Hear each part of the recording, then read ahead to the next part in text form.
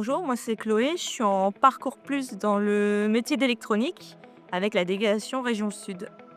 Au départ, je me suis orientée en médecine. Je me suis rendu compte que c'était pas du tout ce que je voulais faire. Et au final, j'ai commencé un génie électrique et informatique industrielle. Et là, actuellement, maintenant, je suis en école d'ingénieur, toujours dans le même domaine.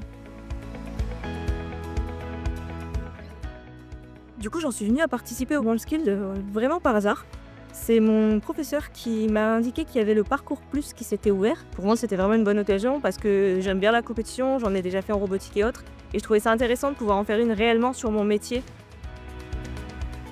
Pendant la compétition, j'ai la chance d'avoir une accompagnatrice qui a été formée pour pouvoir me reformuler les sujets et vérifier lorsque je tape que je ne fais pas de faute d'orthographe et que je respecte réellement ce qui est demandé dans le sujet. C'est comme ça, je suis sûre de moi et je ne perde pas les points sur l'écriture. J'ai une reconnaissance qualité travailleur handicapé, donc mon poste est adapté. J'ai un correcteur automatique qui est mis à ma disposition. Je travaille uniquement sur informatique pour avoir assez de temps pour taper des rapports ou autres. Et j'ai quelqu'un qui est toujours présent pour relire après moi mes rendus pour que ce soit lisible pour les autres. Pour l'instant, je dirais que ça se passe plutôt bien.